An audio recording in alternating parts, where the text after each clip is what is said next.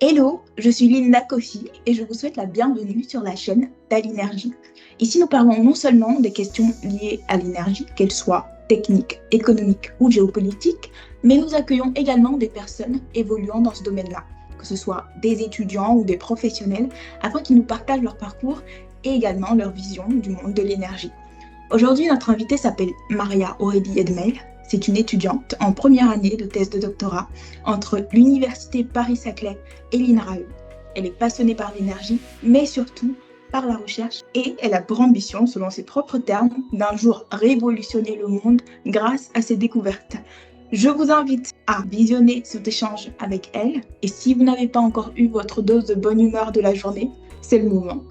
Et si c'est le cas, comme on dit en Côte d'Ivoire, trop de viande ne gâte pas la sauce. Bon visionnage!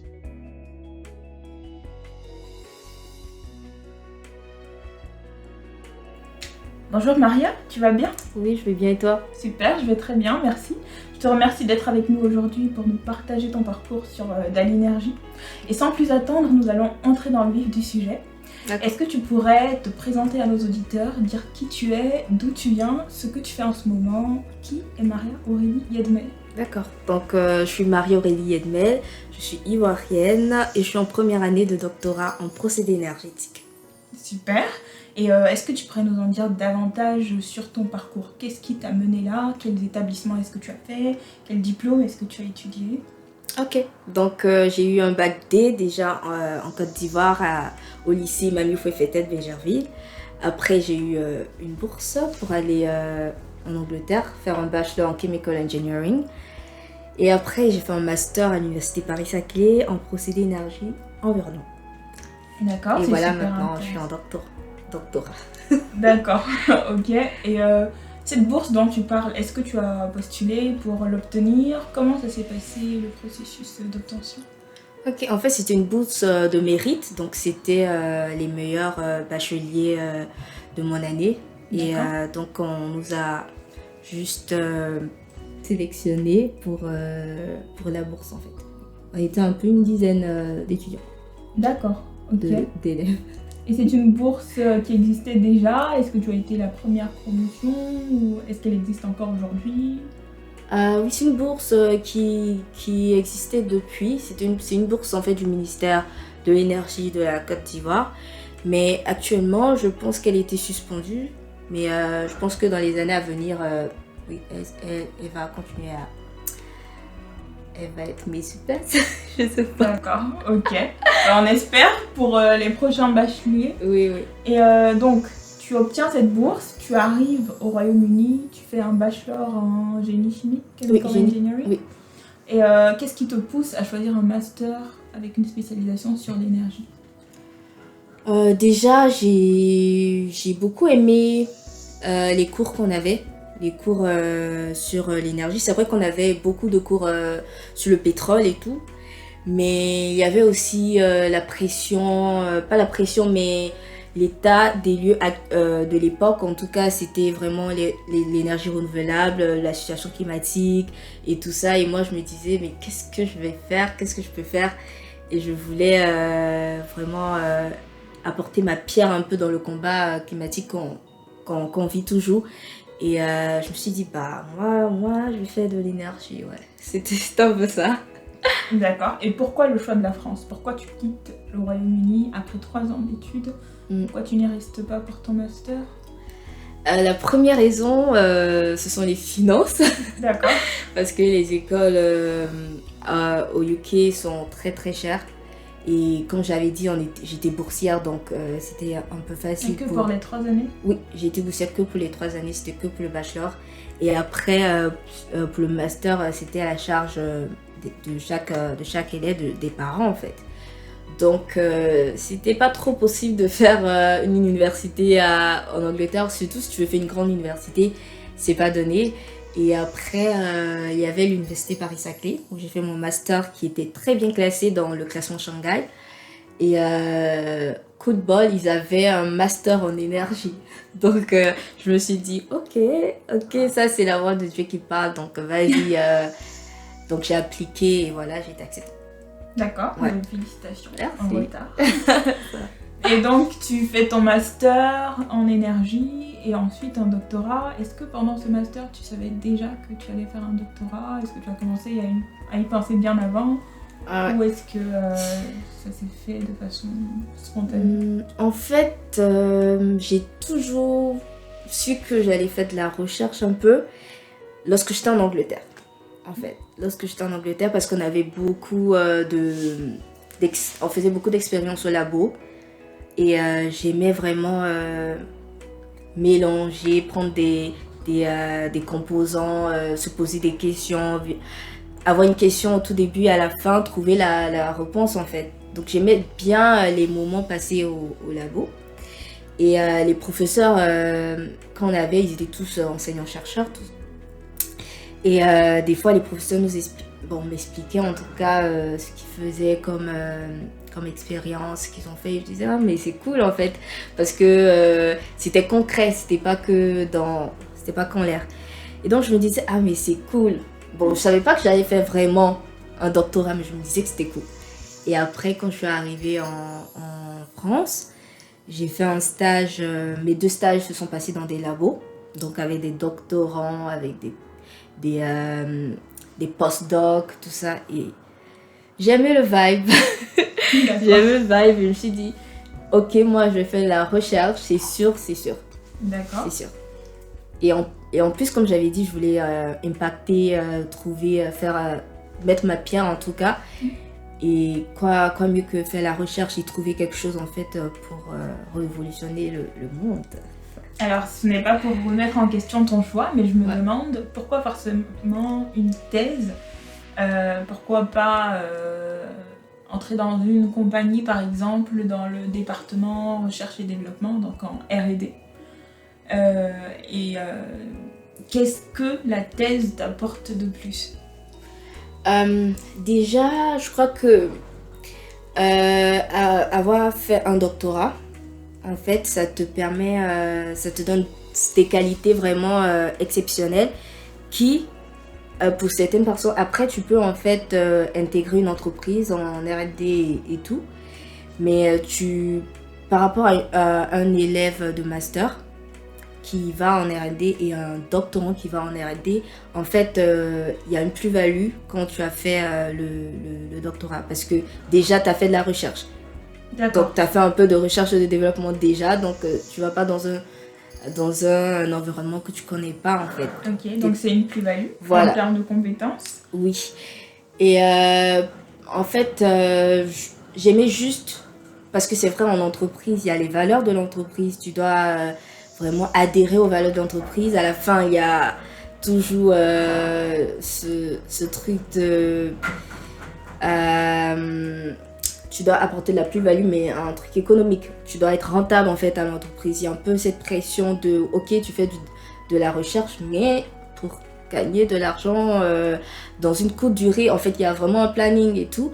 Mais en fait, ça, je pense pas que ça allait vraiment me donner l'expérience, la vraie expérience de la recherche pure. En fait, tu vas dans un labo, tu cherches, quoi. Ouais, Tu cherches pendant 3 ans et vraiment tu dois vraiment être organisé, tu dois vraiment être discipliné, tu dois prendre sur toi, savoir demander, faire des concessions. Bon, il y a tout un environnement en fait avec le doctorat que vraiment j'ai pas pensé à 2 fois à faire aller en entreprise. Après, je sais pas si je suis objective parce que mes 2 stages se sont passés dans des laboratoires, donc j'ai pas vraiment connu le vibe entreprise. Donc je sais pas si je suis objective. D'accord. Et est-ce que tu peux nous en dire davantage sur ta thèse? Sur quel sujet est-ce qu'elle porte? Sur quoi tu travailles? Mon sujet est très très intéressant. Bon, on s'en doute bien, sinon tu ne l'aurais pas pris. Oui, c'est ça. Donc, en fait, moi, je travaille sur l'optimisation d'un dispositif d'accumulation de froid. D'accord. Intégré au cycle de compression vapeur. En fait, vous voyez les batteries électriques, et moi, c'est plutôt une batterie de froid. Donc, il y a un matériau à changement de phase, c'est un matériau qui va changer de phase. Par exemple, l'eau est un matériau à changement de phase. Et en fait, on va juste stocker le froid dans la batterie et pour pouvoir l'utiliser plus tard. En cas de coupure d'électricité. En fait, tout ça, ça va pouvoir nous aider à implémenter les énergies renouvelables qui sont intermittentes, on le sait pratiquement tous. Et donc, au moment de pic, où tu peux stocker de l'énergie aussi. Et après, lorsque on est en manque, en fait, redonner. Et c'est un peu plus pour les équipements frigorifiques, les meubles de vente, les frigos, bon, la clim, ce genre de choses. D'accord. Donc moi, je dois juste optimiser pour voir si on peut vraiment implémenter ça dans quelques années, je sais pas. Ouais. D'accord. Et en termes de TRL, donc Technology Readiness Level, sur quelle échelle tu situes ce système sur lequel tu travailles? Oui, en fait, c'est un démonstrateur. Parce que en fait, ma thèse elle porte sur un projet européen, qui est le projet NAF. Et en fait, moi, on veut juste démontrer que ça existe. Donc, c'est vraiment au stade presque prêt, quoi. Et donc, j'optimise l'accumulateur, on le teste sur un meuble de vente. Et on essaie de voir vraiment pendant combien de temps on arrive à conserver les produits dans le meuble à une température raisonnable lorsqu'il n'y a pas d'électricité. Donc, comment est-ce qu'on peut augmenter ce temps-là et comment est-ce qu'on peut réduire aussi les fluctuations de température, parce que quand même les températures des produits en fait augmentent quand même, mais c'est toujours en dessous d'une très très bonne valeur. Mais on aimerait aussi voir si on peut juste stabiliser les produits. Et donc tout ça se passe à travers l'optimisation de la batterie, l'optimisation aussi des conditions, tu vois, opératoires. Peut-être qu'à une certaine température, on a de meilleurs résultats. Donc voir un peu les conditions aussi opératoires qui jouent. D'accord. Ouais. Très bien. Et je ne sais pas si tu l'as déjà mentionné, mais tu es doctorante à l'INRAE, c'est ça? Ah oui, c'est ça, à l'INRAE. Super. Et depuis, ça fait quelques mois maintenant que tu as commencé ton doctorat. Comment ça se passe? Est-ce que tu t'y plais? Est-ce que ça ressemble vraiment à ce à quoi tu t'attendais? Est-ce que tu es un petit peu déçue peut-être? Ou comment ça se passe? Ah non, en fait, je suis pas du tout déçue parce que, comme j'avais dit, j'ai fait 2 stages en labo. Et mon deuxième stage, donc mon stage de Master 2, c'était à l'INRAE, à Antony, où je suis actuellement. Et l'une des raisons vraiment pour lesquelles je suis restée vraiment à l'INRAE, c'est que le vibe était juste magique. J'adore les chercheurs, j'adore vraiment l'équipe là-bas. En tout cas, l'équipe là-bas, c'est assez intéressant. Donc, je connaissais déjà l'équipe. Donc, pour mon doctorat, c'était un peu plus facile de m'intégrer parce que j'étais déjà intégrée. Et donc, pour l'instant, ça va. J'avance bien. Je ne suis pas stressée. il y a 3 années, ça va. Le stress, ça sera pour plus tard peut-être pour la soutenance. Mais là, ça va. J'ai de très bons encadrants, bons directeurs de thèse, de bons collègues. Vraiment, il y a beaucoup d'activités. Tout est cool, vraiment. J'adore. Bah, super. On est content pour toi. Oui. On va revenir un petit peu en arrière pour parler de cette bourse que tu as reçue pour donc étudier en Angleterre. Oui. Je suppose que tu ne l'as pas encore dit à nos auditeurs, mais c'était pour une filière que tu n'as pas choisie. Oui. Et donc, comment ça s'est passé? Qu'est-ce que tu t'es dit à la réception de cette bourse? Pourquoi l'avoir prise? Et aujourd'hui, est-ce que tu es satisfaite ou est-ce que tu regrettes? Dis-nous-en davantage. Ok. Déjà, depuis petite, j'ai toujours voulu être docteur, mais médecin, quoi. Donc, ce que je fais actuellement n'a rien à voir avec mon rêve. Et après, étant au lycée, j'ai vu que je pouvais pas être médecin parce que je supporte pas la vue du sang. D'accord. Et moi, je voulais être chirurgienne, donc ça passe pas. Donc, j'ai give up. Mais après, effectivement, le fait, c'est que j'avais eu une bourse avant. En fait, moi, j'avais eu une bourse du président de la République de la Côte d'Ivoire et pour étudier au Maroc. Donc, en fait, j'étais partie pour une école de commerce, en fait, faire 2 années de prépa et après intégrer une école de commerce. Faut l'argent. Vraiment, c'était pour l'argent, c'était pas pour... J'aimais aussi le vibe, mais bon, c'était pas un appel, quoi. Mais voilà, donc j'ai entamé là-bas au Maroc, à Casa. Et après, j'ai été appelée pour la bourse du ministère. Faut savoir que moi, j'ai toujours rêvé d'aller en Angleterre. Donc, encore une fois, j'étais pas trop objective quand on m'a dit que voilà, le ministère de l'énergie a appelé et que tu fais partie des sélectionnés pour aller en Angleterre, tout ça. J'ai dit pour aller en Angleterre, c'est la première chose que j'ai dit. Mais après mes parents m'ont donné le sujet, c'était l'énergie.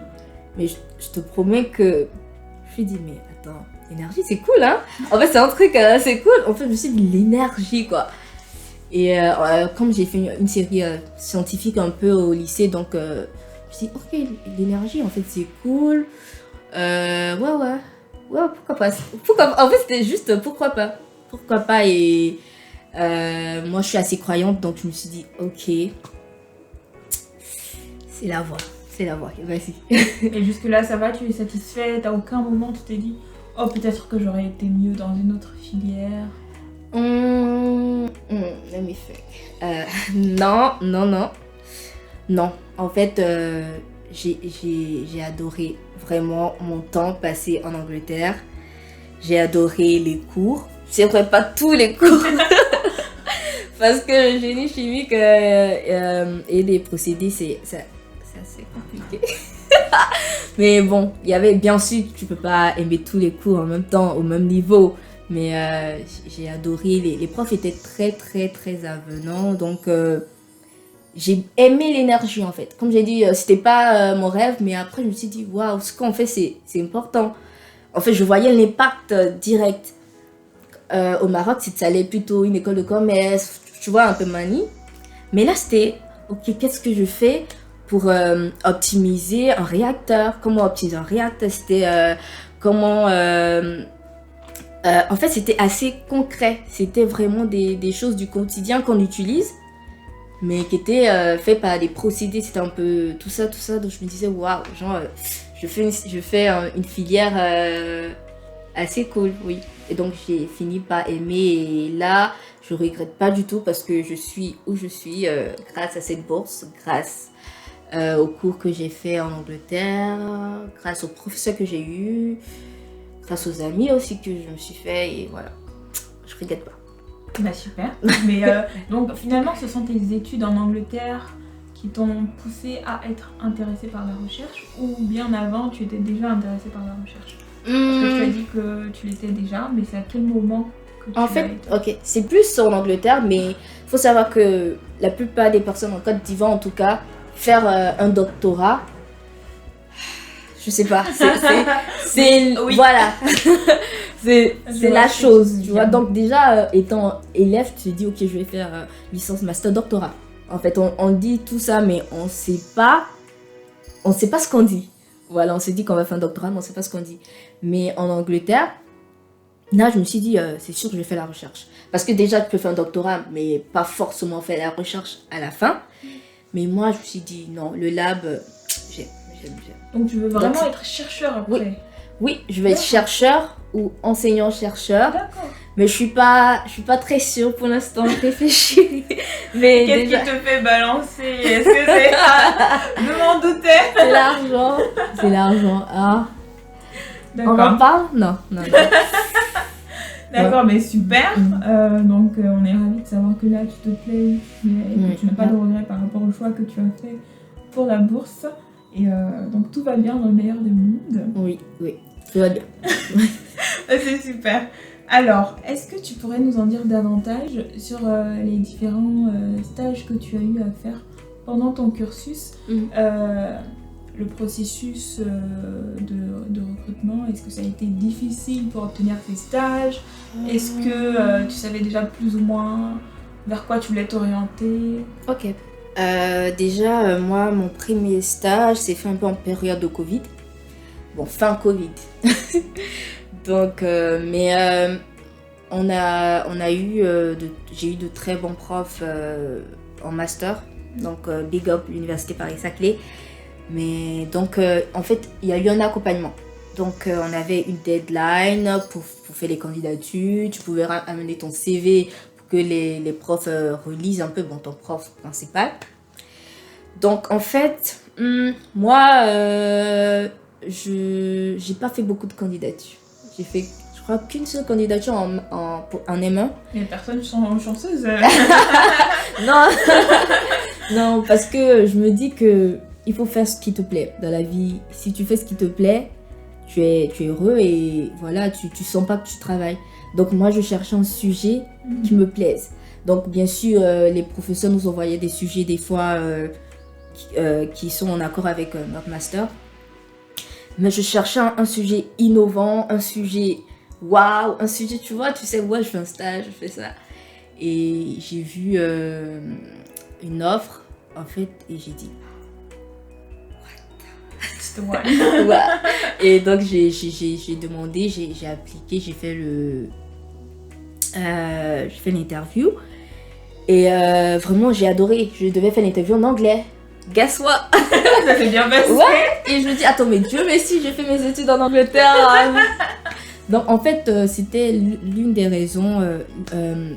En fait, t'étais obligé de...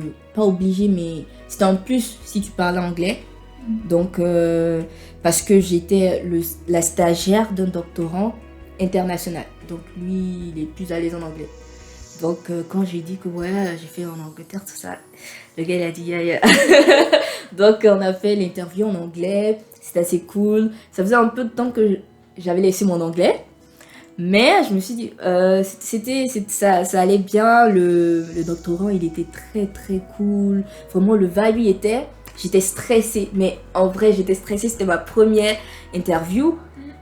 J'étais là, waouh, mais qu'est-ce que je vais dire? Comment je vais me préparer, tout ça. Mais finalement, lorsque on a commencé, le stress est parti. Et c'était naturel, tout ça. Et quand j'ai fini, j'ai eu un sentiment... Attends, ouais. Genre, je disais, mais c'est comme si c'était pour moi le stage. Genre, mais j'étais pas aussi confiante. Et après, dans la semaine, hein, je crois que j'ai eu la réponse, tout ça. Donc, j'étais super, super contente. Et mon sujet de stage, c'était en fait sur la lyophilisation de vaccins en période de Covid. Donc, moi, j'ai super adoré parce que je me disais, waouh, c'est un peu dans le contexte de l'époque. C'était Covid, on parlait de vaccins, tout ça. Et moi, je travaille sur la lyophilisation de vaccins qui, je sais pas si j'explique un peu ce que... Juste brièvement, en fait. Ok. En fait, pour les pays comme la Côte d'Ivoire, des pays chauds comme ça, je sais pas si tu te rappelles, mais les vaccins comme Pfizer et tout ça, en fait, on devait les conserver à de très, très, très basses températures. Je sais pas si tu te rappelles. En fait, on doit conserver les vaccins à de très, très basses températures. Et ça consomme beaucoup d'énergie. Et donc, le TESAS avec lequel je travaillais, lui, il venait d'un pays aussi tropical, tout ça, où il fait assez chaud. Et donc, il travaillait sur cette nouvelle manière. Bon, la lyophilisation, on connaît tous, mais c'était plus la lyophilisation de vaccins. Ça allait en fait permettre de conserver les vaccins à une plus haute température. Donc, ça sera plus facile d'avoir de bons vaccins ou beaucoup plus de vaccins dans les pays comme le nôtre. Et donc, je me suis dit, waouh, je contribue à quelque chose de concret, de quelque chose d'important, tu vois. Et voilà, donc je suis allée, j'ai vraiment aimé le concept derrière et le but en fait de sa thèse et donc de mon stage un peu. Et c'est vrai que ça s'est pas passé un peu comme c'était prévu parce que j'étais censée travailler sur un appareil et lorsque je suis arrivée, l'appareil en fait ne marchait pas. D'accord. Mais ça c'est la recherche, guys, c'est la recherche. Et donc, pendant les 6 mois de stage, n'a pas été réparé ou... Si, justement parce que c'est un appareil assez délicat, donc il fallait qu'il y ait des personnes externes, tu vois, de l'étranger. Il faudrait que des personnes de l'étranger viennent, donc c'était pas donné. Mais j'ai pu travailler en fait j'ai pu faire en fait de la mini lyophilisation. Et donc ça permet en fait d'ouvrir une porte pour mon doctorant. On a trouvé en fait quelque chose de nous. On a trouvé vraiment une manière de calculer un coefficient très important dans la lyophilisation, mais une manière rapide en fait. Donc finalement, je sais pas si le fait que l'équipement ne marche pas en fait, c'était bien parce qu'on a pu trouver quelque chose. Donc ça, c'était mon premier stage. Alors juste pour revenir sur un point que tu as mentionné avant de passer à la suite, est-ce que tu pourrais expliquer pour nos auditeurs qui ne s'y connaîtraient pas, qu'est-ce que la lyophilisation ? Ok, donc la lyophilisation des vaccins dans ce cas-là, c'est en 2 étapes. C'est une étape de congélation, après une étape de sublimation. Donc on va congeler le produit qui contient de l'eau, donc presque tous les produits contiennent de l'eau, et on va les congeler. Ensuite, l'eau congelée on va chauffer en fait, mais à très très basse pression. Donc, lorsqu'on va chauffer, l'eau congelée va passer directement à l'état gaz en fait, à l'état vapeur, sans passer par l'état liquide. En fait, ça permet en fait de conserver le produit. Par exemple, si je prends le vaccin, lorsque tu as un vaccin lyophilisé, tu as des trous, tu vois, l'espace de l'eau congelée. Il y a en fait des trous et le gâteau, comme on dit, la structure qui reste est très très stable en fait. Tu peux la conserver à une très bonne température, à une pas une très haute température, mais une température un peu plus élevée. Et après, tu n'as qu'à mettre l'eau et ça. D'accord. Voilà, en fait, ça permet de conserver vraiment les produits, les aliments. Il y a beaucoup d'aliments qu'on mange qui sont lyophilisés. Et voilà, donc c'est assez connu un peu. D'accord. J'espère que c'est clair pour vous. Donc, tu sais, en général, quand on est étudiant, on est encouragé à s'investir dans des activités associatives ou dans des clubs ou des activités sportives. Donc, est-ce que toi, tu en as fait et dans quoi est-ce que tu as engagé, si tu es engagé ? Oui, un peu. Je suis un peu engagée. Actuellement ou dans ton parcours. Mon parcours. Maintenant, en Angleterre, j'étais plus dans la chorale de la paroisse. Je sais pas si ça compte, mais oui, ça. voilà. Donc, c'est ce que j'ai fait en Angleterre. Je crois que j'ai fait que ça. Et ici, en France, pendant mon master, je suis dans le TEDx Youth Saclay. En fait, voilà. Je suis un peu dans l'organisation. J'ai fait 2 éditions et là on va pour la 3e édition. Super. Yeah. Donc, c'est ce que je fais plus. Après, j'ai voulu essayer le basket, mais bon, ça passe pas. Essayer. Oui, Qu'est-ce qui ne passe pas ? La taille, ça passe pas. Je pense que peu importe la taille, on peut quand même jouer au basket. Peut-être pas en professionnel, mais... C'est vrai. T'as totalement raison. En fait, c'est qu'une excuse. Donc en fait, ça fait une belle transition sur cette question qu'on va aborder maintenant. C'est la question des soft skills. Ok. Est-ce que tu peux nous dire, selon toi, quels sont les soft skills vraiment déterminants pour la préparation de ta carrière, les soft skills qui ont fait une différence dans ton parcours, ou bien également ceux que tu as déjà acquis et ceux que tu cherches à développer. Ok, dans ma carrière de chercheur. Oui ou oui. Oui. Ok. Bon, déjà, je sais que lorsque je faisais mon entretien pour la thèse, mon encadrant m'a demandé qu'est-ce que tu penses, quelles sont les qualités que tu penses que tu auras besoin pour la thèse. Et j'étais là, je dis et comme j'ai fait en fait des stages en labo, donc j'ai fait un peu de recherche techniquement. So, j'ai dit en fait il faut être il faut pas abandonner, il faut être comment dire ça, il faut être, c'est vrai, discipliné, mais aussi ne pas abandonner parce qu'en fait dans la recherche il y a beaucoup d'obstacles dans le sens où les choses vont pas marcher, tu vas essayer de chercher quelque chose tu vas pas trouver, mais faut pas give up en fait, comme dirait Naruto, faut pas give up. Et donc c'était plus discipline, soif de connaissance un peu. Bon, soif, c'est un gros mot, mais tu vois, être un peu curieux. Voilà, une curiosité. Mais après, tout le monde dit toujours curiosité, donc... Je veux changer. Voilà, soif. Mais aussi, il faut vraiment être assez curieux. Il faut aussi être ouvert d'esprit, ouvert à de nouvelles propositions. Parce que tout ne va pas toujours comme on l'a prévu. Et je dirais aussi... je dirais...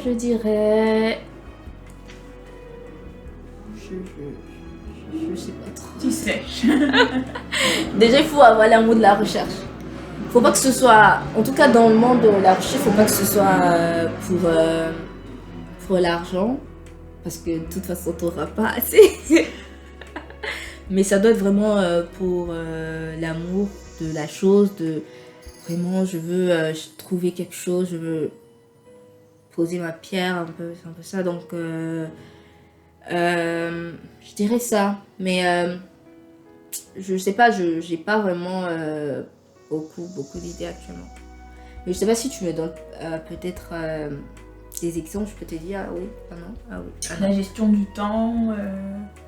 Mais par exemple, je pense que ça c'est important. En fait, pour c'était tout le monde. ouais, ça, je suis d'accord parce qu'en fait, dans la recherche, en tout cas pour être doctorant, il y a plusieurs manières pour devenir doctorant. Et en fonction de la manière du chemin que tu prends, en fait, ce terme gestion de temps est très important, vraiment. Mais de manière générale, c'est assez important parce que tu deviens responsable, tu quittes, tu étais en master. T'étais un stagiaire et tout, mais là tu deviens doctorant, tu deviens responsable, tu prends des décisions, tu assumes les conséquences de tes décisions. Bien sûr, tu ne prends pas des décisions toute seule, tu as des encadrants, tout ça. Mais tu dois pouvoir gérer ton temps parce que tu auras des réunions de suivi. Bon, voilà. Et tu as des objectifs que tu dois mettre. Et en fait, c'est toi seul qui essaie de voir comment est-ce que tu vas faire pour atteindre tes objectifs pour la réunion par exemple que tu as. Donc effectivement, gestion de temps, c'est important. Moi, je suis pas un très bon exemple, mais je veux vous dire que c'est vraiment très important. Savoir gérer son temps. Bien sûr, genre, tu dois avoir un peu de fun, tu fais un peu la recherche, tu dois avoir une vie quoi, mais faut savoir gérer. Donc oui, gestion du temps, ouais. D'accord, bah super. Merci pour ta réponse à cette question. On va passer à des questions davantage ouvertes. Ok. Par exemple, tu es étudiante en énergie aujourd'hui, en tout cas dans le domaine de l'énergie. Et tu n'es pas sans savoir qu'en ce moment, on parle énormément de réchauffement climatique, de transition énergétique. Ouais. Quel est ton avis sur cette question, sur la question de la transition énergétique que nous sommes invités à amorcer aujourd'hui pour pallier aux effets du changement climatique? Je pense que c'est inévitable. Hein. Je crois qu'on a intérêt, vraiment à vraiment embrasser cette transition. Parce qu'on voit déjà, de plus en plus les effets du réchauffement climatique avec les catastrophes naturelles. Les étés de plus en plus chauds, les inondations, tout ça, les tremblements de terre et tout. Donc vraiment juste pour l'amour de soi-même, je crois que chaque habitant devrait vraiment y réfléchir. Après, moi j'essaie vraiment de faire à mon niveau déjà à la maison, ce que je peux faire, éviter le gaspillage d'eau, et diminuer un peu le thermostat pour le chauffage, tout ça. Pour le frigo aussi, parce que le compresseur, il consomme. Et même dans ma thèse actuellement, en fait, le but, c'est vraiment de pouvoir réduire les émissions carbone, en fait, aux environs de 2050. Et aussi, c'est aussi pour l'efficacité énergétique, pour l'optimisation énergétique. Donc, je travaille dans cette optique-là. Donc, je sais que c'est vraiment très important et on doit commencer dès maintenant à je vais pas dire y réfléchir, mais à vraiment poser des actes. Et donc, je crois que ça commence à se faire, mais c'est chacun à son niveau qu'on doit vraiment poser des actes. D'accord. Et très bien, maintenant, en tant qu'Africaine, jeune étudiante africaine, est-ce que tu penses que l'Afrique devrait, en tout cas les pays africains, calquer leur développement aujourd'hui sur celui de l'Europe ou créer leur propre modèle de développement en fonction de leur réalité? Et je te parle de développement parce que on sait que le développement il est fortement lié à l'énergie aujourd'hui, parce qu'on ne peut pas se développer sans énergie. Je suis d'accord. Oui, je pense qu'on ne peut pas calquer l'Occident parce qu'on ne pourra pas. Tout simplement, moi je pense que tu fais en fonction de tes moyens. Comme je disais par exemple, en fonction de ma situation, je sais de faire des actions pour l'environnement, pour la planète, mais en fonction de ma situation. Et une personne A fera différentes actions par rapport à une personne B. Et moi je pense que c'est pareil pour l'Afrique et pour la Côte d'Ivoire par exemple. On n'a pas eu vraiment le même trend, on ne s'est pas développé de la même manière, on n'est même pas encore bien développé. Voilà, donc on ne peut pas vraiment se regarder l'Occident vraiment pour essayer d'apporter notre touche en fait dans cette transition énergétique. Je crois qu'on doit vraiment voir nos ressources parce qu'on a vraiment beaucoup de ressources. Déjà le solaire, même en parlant que de ça, qui est vraiment très important en Côte d'Ivoire. Et l'hydroénergie aussi. Bon, on a beaucoup de choses qu'on peut vraiment axer, où on peut axer notre développement dessus. Au lieu vraiment de juste regarder l'Occident et dire ouais on va implémenter ça, mais je pense qu'on doit vraiment regarder nos propres réalités et essayer vraiment de matcher quoi, pour petit à petit arriver à faire une belle transition énergétique tout en permettant aux populations de vivre, de bien vivre quoi. Et justement pour rebondir sur ça, si on considère nos réalités et la disponibilité des ressources, on a énormément de fossiles. Est-ce que tu penses que les pays doivent utiliser ces énergies fossiles-là ou les laisser en terre ou qu'est-ce que tu en penses? Oui, c'est vrai que la Côte d'Ivoire a découvert des barils de pétrole il n'y a pas longtemps. Ouais. Je sais pas si je suis assez objective sur la question, mais vraiment, je pense que on doit avoir chaque personne doit avoir sa chance de briller. Je vais pas dire que oui, on va utiliser le pétrole, voilà. Et je vais pas dire non, on doit pas utiliser le pétrole parce que en vrai, je pense qu'on doit faire 50-50. Je crois que on peut pas dire que oui, on va faire comme l'Occident, on va plus utiliser du pétrole. Déjà, l'Occident, c'est pas 100% déjà. On a toujours du pétrole qui circule. Donc, nous les Africains, c'est pas nous qui allons refuser le peu de pétrole qu'on a trouvé. Non, mais je suis sérieuse parce que, en fait, je pense qu'on a un besoin des populations. En fait, on a des besoins primaires qui sont pas encore satisfaits. Et donc, on peut pas juste dire que oui. C'est sûr que si la planète est détruite, on meurt tous. Bon, vous voyez ce que je veux dire, mais je pense qu'on ne doit pas juste dire pétrole et on ne doit pas juste dire énergie renouvelable ou quoi, parce que de toute façon, pour avoir les moyens de faire ça, il faut que bien ça vienne de quelque part.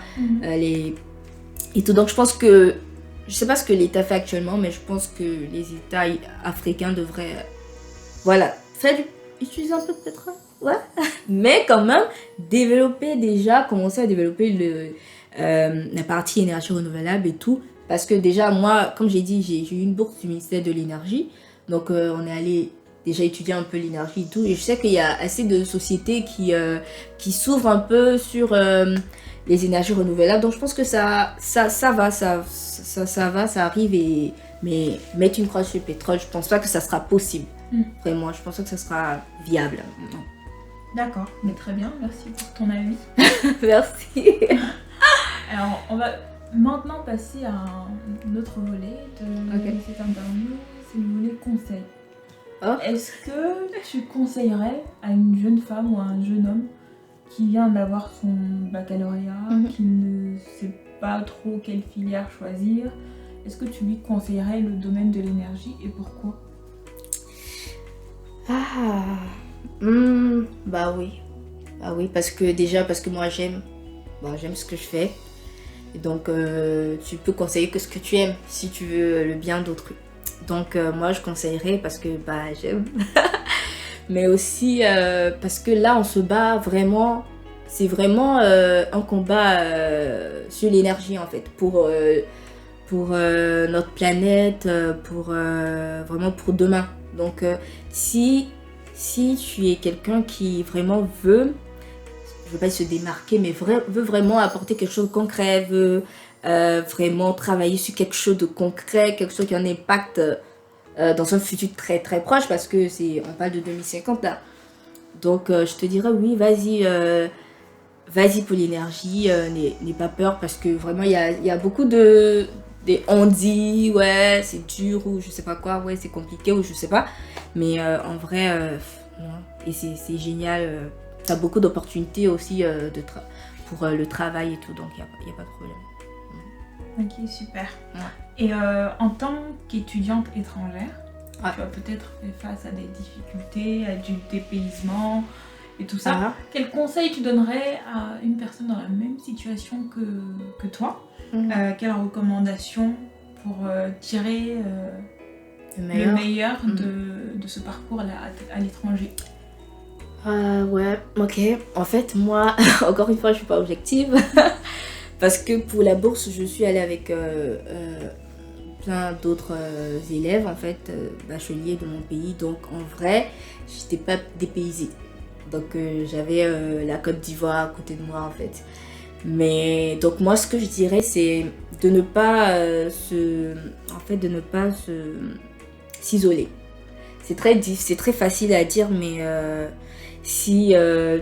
parce que la plupart des universités, par exemple l'université de Wolverhampton où j'ai fait mon bachelor en Angleterre, il y avait aussi en fait une association, je dois dire comme ça, pour les étudiants étrangers. Donc en fait dans la plupart des universités, il y a toujours ce genre d'association.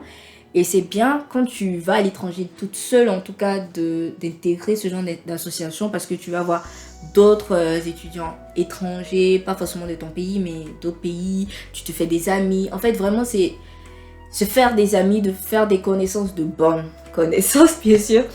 Et comme ça, ça pourra un peu combler la famille, juste un peu combler le manque de la famille. Mais voilà, moi j'ai pas vraiment eu de problème. Et ici même, comme j'ai dit, je suis dans l'organisation du TEDx Youth, so il faut vraiment essayer de vivre. Mais ça va aller. Ça peut faire peur, mais c'est une belle expérience. Je pense qu'il ne faut pas s'isoler, souffrir. Voilà, enjoy. D'accord, super, merci. Et est-ce que tu as un message à faire passer à la jeunesse appelée à intégrer le monde de l'énergie? Les potentiels futurs étudiants dans ce domaine-là, qu'est-ce que tu pourrais leur dire? Qu'est-ce que je peux vous dire? Préparez-vous. À souffrir. Ou non. Bon, ça dépend. Pour les challenges peut-être. Voilà, parce que on va pas se mentir, c'est pas de l'eau à boire, mais c'est pas quand même du Nivaquine. De la Nivaquine, je crois. Ouais. Et oui, c'est pas un médoc, donc ça passe. Ce que je peux dire, c'est vraiment, si c'est ça que vous voulez faire, allez-y. Vraiment, ne vous mettez pas de limites. C'est pas dur. Faites-vous des amis. Ouvrez-vous. Ouvrez votre esprit aussi, parce que, voilà, aux conditions actuelles, Voilà ce qui se passe actuellement. Bon, lorsque vous allez juste entamer la période à laquelle vous allez entamer votre cursus, mais juste que sachez que vous faites quelque chose de juste magnifique. C'est sur nous que repose 2050, sachez-le. C'est sur nous que repose 2050, donc on va pas dire que ouais, je fais l'énergie pour l'argent, parce que ouais, il y a de l'argent, on va pas mentir, il y en a, mais il faut vraiment vouloir aider la planète, aider les décideurs politiques ou quoi, mais il faut vraiment vouloir apporter sa pierre, comme je dis. Et si c'est vraiment ce que vous voulez faire, il n'y aura pas de problème, allez-y, foncez, et puis essayons de faire un monde meilleur, voilà. Et puis voilà. D'accord. Merci beaucoup. C'est un message qui est passé, j'espère, et un message intéressant. Et moi, je trouve très intéressant ce que tu viens de dire, parce que penser au-delà seulement de l'aspect financier. Mais c'est pas toujours évident, parce que c'est un des critères clés en termes de choix de carrière, surtout quand on est jeune. Tu sais, je discutais d'ailleurs avec quelqu'un qui a fait une reconversion professionnelle récemment. Et en fait, il est passé d'un grand groupe à un freelance parce que il n'était plus, selon lui, en accord avec les valeurs de ce grand groupe-là, en termes d'investissement dans les énergies fossiles, tout ça. Et moi, je me dis, c'est peut-être plus facile d'avoir ce recul-là quand on est arrivé à un certain point dans sa carrière, quand on a épargné, quand on a amassé assez d'argent, quand on a de quoi subvenir à ses besoins. Et c'est peut-être un peu moins évident pour un jeune qui arrive aujourd'hui, qui doit entrer dans le monde du travail et qui se cherche. Bon, en fait, je pense que je suis bien placée pour répondre à la question, parce que comme j'ai dit, je vais faire la recherche, et en vrai, la recherche, en tout cas, c'est pas vraiment très reconnu, dans le sens où c'est pas bien payé. Donc vraiment, les chercheurs ne font pas la recherche pour l'argent. C'est pour l'amour de la chose. Donc je comprends, tu as des valeurs, tu veux impacter, tu veux trouver des choses, tu veux améliorer la vie ou améliorer quelque chose de précis ici, améliorer nos conditions d'utilisation de l'énergie, et tu te dis, en fait, je sais que je vais pas être bien payée. Moi, en fait, j'étais là, je dis, mais qu'est-ce qui me prend? Je vais pas être bien payée. Bon, je vais être payée, je vais vivre, tu vois, mais je dis, attends, moi, je veux me lever le matin et être heureuse de faire quelque chose de bien. Genre, en tout cas, selon mes principes, tu vois. Je me lève le matin, je suis heureuse d'aller au travail. Je sais que, ouais, j'apporte quelque chose. Juste ça me fait énormément de bien que de money. Mais si c'était ça avec de money, c'est encore mieux, tu vois. Donc, mais moi, je soutiens cette personne qui a changé, mais je sais pas si avant la personne vraiment, je sais pas, a pu amasser assez de richesses, et après, maintenant, la personne pense à la planète. Bon, mais je pense qu'il n'est jamais trop tard. On va dire ça, il n'est jamais trop tard, mais c'est difficile de ne pas penser à l'aspect financier, vraiment. Tu te dis, bah, ça va aller. D'accord, merci pour ce point de vue. Yeah. Et on va passer à de la rétrospection. Parler un petit peu de la Maria d'avant. Revenir sur ton parcours d'avant et savoir ce que tu en penses. Donc, première question. Si tu devais donner 3 mots pour caractériser ton parcours jusqu'ici, lesquels est-ce que tu choisirais? Wow. 3 mots.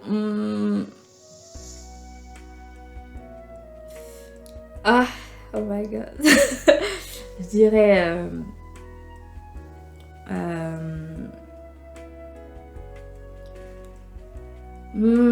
en fait, je vais dire des expressions peut-être, plein de rebondissements.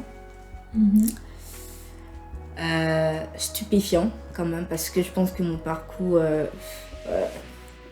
j'ai fait un très bon parcours vraiment, et enrichissant. Ouais. Parce qu'en tant que personne déjà, et pour la connaissance aussi, tout ça, je pense que ça m'a, je vais pas dire changé, mais vraiment, ça m'a apporté. Fait 3 pays, bon, si on compte le Maroc, tout ça, rencontrer plusieurs personnes, pouvoir changer de langue, parce que en Côte d'Ivoire on parle français, arrivant en Angleterre tu dois parler l'anglais, revenu en France, de nouvelles réalités, le système éducatif c'est pas pareil, vraiment il y a plusieurs changements, donc c'est assez plein de rebondissements, c'est stupéfiant aussi parce que waouh, et enrichissant parce que tu grandis, tu apprends et tout. Voilà, je pense que les 3 mots là, c'est pas mal, sont pas mal, c'est bon, ça va. D'accord, super. Et si parmi ces 3 mots, tu devais en choisir qu'un? Bah, je dirais enrichissant alors. Enrichissant, ouais. D'accord, super. Et quelle est la leçon la plus importante que tu penses avoir tirée de ce parcours-là, à ce jour? Ah, vraiment, ça sera tout ce que Dieu fait est bon. Tout ce que Dieu fait est bon. Ouais, c'est ça. Parce que, ouais. On te sent très croyante. Est-ce Oui. que tu dirais que vraiment Dieu a une place prépondérante dans ce parcours-là que tu as eu? Bah oui. Comment?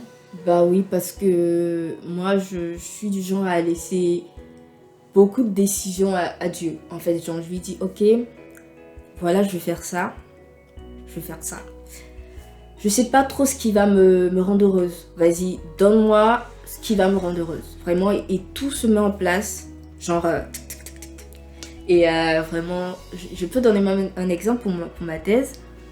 J'avais 2 choix. Et donc, j'étais là, je dis ok, bon là je connais les gens de mon labo, tout ça. J'aime bien le sujet, tout ça. Et il y a un autre où je devais vraiment changer de ville, je devais quitter Paris, tout ça. Mais aussi le sujet avait l'air très intéressant. Et je me disais, ok, je sais pas ce que tu veux. Surtout qu'il y avait assez de candidats, tu vois ce que je veux dire. Donc tu te dis, ok, j'ai fait les entretiens, mais bon, hein, si c'est pas pour toi, c'est pas pour toi, comme on dit. Mais je me suis dit, ok Dieu, vas-y, voilà, je sais pas que je veux ça, ou je veux ça. Donne-moi ce que tu penses, ce sera bon pour moi, où je vais vraiment m'épanouir, parce que je suis vraiment pour l'épanouissement, se réveiller le matin, te revivre en fait. Et je dis, vas-y, donne-moi un truc où tu sais que je vais vraiment apporter ma pierre, je vais faire vraiment 3 belles années de doctorat, tout ça. Et je vous promets que la manière dont j'ai eu cette thèse, c'est juste incroyable. Genre, je compétissais avec vraiment des personnes très brillantes, tu vois. Mais j'ai eu la thèse, j'ai dit... Tu vois, c'est l'une... Genre, j'ai dit encore merci, tu vois. Et même pour aller en Angleterre, comment est-ce que j'ai eu la bourse parce que, comme j'ai dit, j'avais déjà une bourse. Et donc... les personnes du ministère ont contacté les lycées. Donc mon lycée, ils ont demandé, oui, on aimerait avoir le contact des personnes, des personnes excellentes en fait du lycée. Et c'est mon proviseur qui a appelé mon père. En fait, c'était juste incroyable. Mon proviseur appelle mon père. Je lui dis, ah ouais, on m'a appelé, tout ça. Et mon père, en fait, c'était parce que mon père aurait pu ne pas répondre au téléphone parce que la plupart du temps, il répond pas. Genre, il n'est pas tout le temps sur son téléphone, tu vois. Mais ce jour-là, il a décroché le téléphone. Il n'avait pas le numéro de mon proviseur, donc c'était un numéro inconnu. Et là, elle lui dit, voilà, on a la bourse du ministère, Maria est où, tout ça. Il dit, mais elle est au Maroc, tout ça. Et en fait, c'était juste incroyable. Et donc, elle dit, ah, mais ça, c'est vraiment fait de l'énergie. Vraiment, elle a aussi apprécié...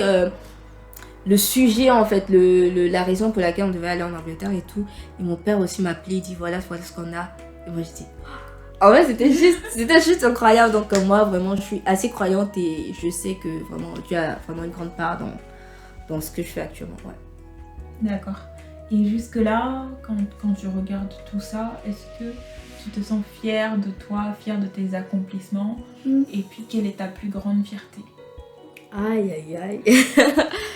Oui, là actuellement je suis fière. Je suis fière, mais ouais, non pas mais. En fait, je suis fière parce que, en fait, je me rends pas compte. La vérité, c'est que je me rends pas compte. Mais quand je parle à certaines personnes, on me dit, attends, mais tu fais un doctorat. Je dis, attends, mais ouais, je fais un doctorat. Tu vois, genre, je réalise que, ouais, en fait, je fais un doctorat. C'est pas donné ou que, ouais, je suis allée en Angleterre. En fait, c'est pas donné. C'est vraiment une grâce, comme je dirais. Donc, je suis vraiment fière, mais pas de moi, mes capacités, mais fière vraiment du parcours. Tu vois, parce que il y a eu des hauts, des bas. On a fait, j'écris, en fait, il y a eu des liens qui se sont tissés, tu vois, des amitiés qui se sont créées. Il y a eu les professeurs, les relations professeurs-élèves. Tout ça, vraiment, c'est une fierté parce que, voilà, c'est pas donné. Donc, je suis fière, oui. Ma plus grande fierté. Aïe, aïe, aïe. Ah, wow. Je sais pas. En fait, je sais pas quoi choisir, quoi dire. Plus grande fierté. Parce qu'il y en a trop ou Parce que je sais pas vraiment quoi dire comme ma plus grande fierté. En fait, je sais pas si je comprends bien la question, mais je veux dire quoi, c'est avoir eu mon bachelor, bon, mon master. En fait, tout ça, c'est des choses très très importantes, tu vois, mais je dirais pas que mon master est mieux que mon bachelor, tu vois, dans le sens. Je dirais pas qu'avoir eu le doctorat, bon, j'ai pas encore eu, je suis doctorante, mais genre, ouais, bien sûr, amen. Donc oui, peut-être que si j'étais docteur, là où on parle, j'allais te dire, ouais, ma plus grande fierté, c'est d'être docteur, tu vois, mais là, peut-être ma plus grande fierté, c'est d'avoir en fait des gens magnifiques qui m'entourent. Ouais. C'est mignon. Parce que vraiment, tu puisses de l'énergie de ton entourage. Vraiment, quand tu as des personnes qui t'aiment, qui sont là, qui t'aident, qui te conseillent, qui te supportent, c'est juste magique. Donc vraiment, ma fierté, ça serait ça, mon entourage. D'accord. Et quand tu regardes tout ce parcours-là, est-ce que tu te dis, il y a des choses que j'aurais faites différemment, peut-être? Il y a des choses que j'aimerais changer? Non, pas vraiment. Je pense que non, tout s'est passé comme les choses devraient se passer, je crois. J'ai aucun regret. Aucun regret. Une vie sans regret. Non. Non. C'est super. Et aujourd'hui, qu'est-ce que tu pourrais dire à la Maria de l'avenir? Disons la Maria que tu seras dans 10 ans. Dans 10 ans? Qu'est-ce que tu as envie de lui dire? Déjà, j'espère que t'es mariée, que t'as des gosses. Dans 10 ans, waouh! Ça, c'est sérieux, je rigolais pas. Tu dois être mariée, avoir quoi? 2 enfants, ça va? 2 enfants, dans 10 ans, 2 enfants, c'est bon.